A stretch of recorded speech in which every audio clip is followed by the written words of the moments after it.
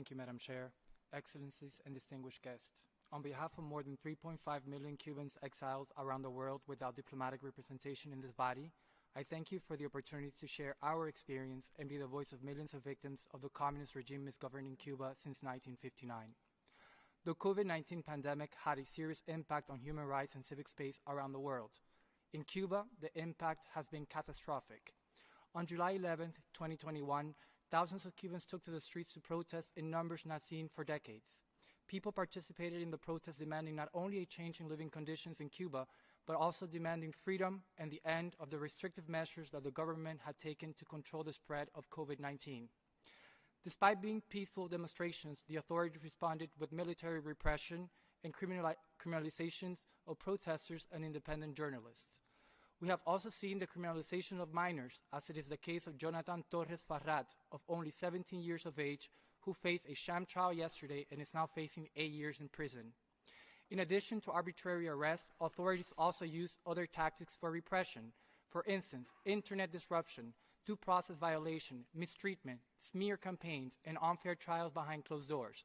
They also resort to constant intimidation and surveillance using state security agents for these purposes. Their attempts to silence diverse voices reached the point of unleashing the largest wave of exiles to date, with over 250,000 Cubans demanding asylum in the United States and Europe. Despite using crimes inconsistent with international law. I recognize as a point of order.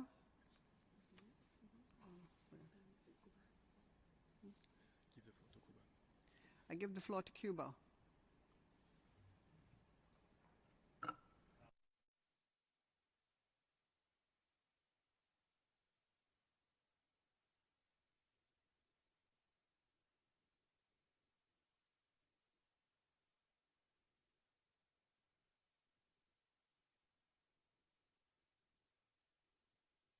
Presidenta. Thank you, President. We want to exercise right of reply under Article 153 of the General Assembly Rules of Procedure. We're hearing a supposed representative of the so-called International. Nevertheless, the public information that exists on this individual and organization indicates that they're not the same. Under Article 7 of the Human Rights Council Rules of Procedure, which says that the participation of NGOs is based on specific provisions, including 131 of ECOSOC and the process established by the Human Rights Council. We call for the accreditation of this individual be reviewed and that should be placed into a line with established procedure. I thank you. I remind delegations that in accordance with Human Rights Council Resolutions 28/14 and 34/41, this meeting is not limited to NGOs with ECOSOC status. I've been informed that this speaker has been duly accredited for the meeting through an open and transparent accreditation procedure. In the interest of inclusive and diverse participation, NGOs registered for this meeting can take the floor. With this in mind, I give the floor back to the speaker. Sir, you have the floor. Thank you, Madam Chair. Despite using crimes inconsistent with international law, such as public disorders, contempt, and incitement to commit a crime, to criminalize those who protest, and despite efforts of governments and international organizations, the Cuban regime refuses to allow entry to UN special rapporteurs and independent NGOs to document the human rights situations in the country. Excellencies, the situation of political and human rights in Cuba is critical. We demand that Cuba ratifies the International Covenant of Civil and Political Rights to stop state repression and release all political prisoners. We call on the international community to start supporting Cuban civil society's struggle for democracy and freedom, and we demand sanctions to the communist dictatorship, allies of state sponsors of terrorism such as Russia, Syria, North Korea, Eritrea, Venezuela, Nicaragua, and every other rogue state that continues to enjoy the condescension of the international community. I thank you. That the distinguished representative of Cuba would like to make a point of order. Sir, you have the floor. Gracias. Thank you, Madam President. I think we've heard the use of words like communist regime in this chamber. We would ask the Speaker to align what he says in line with the Human Rights Council Rules of Procedure, because what we do is guarantee and uphold human rights.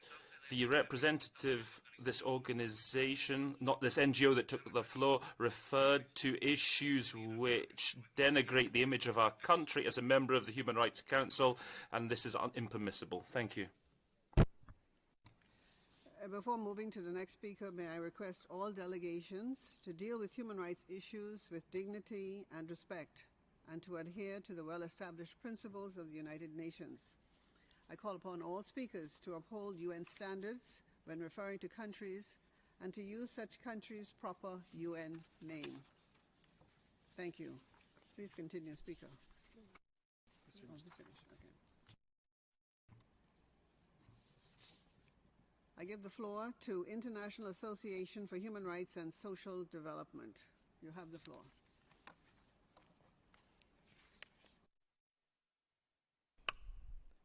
Mil gracias. Thank you very much. During the COVID period, the world was plunged into a sanitarian crisis which served government to limit rights, justified the situation produced by the pandemic. In Bolivia, for example, in 2020, the de facto president set limits so that people, supporters of the previous government that was a victim of the coup d'etat, had their freedom of expression restricted, and therefore, through the relevant decree, persons were threatened who called for failure to comply with this regulation. In Ecuador, the government in 2020 warned that drastic measures would have to be taken to combat COVID. The National Assembly approved a law on humanitarian aid which allowed the reduction of the working day to 50% and 45% reduction in salaries. They prepared to pay 35 million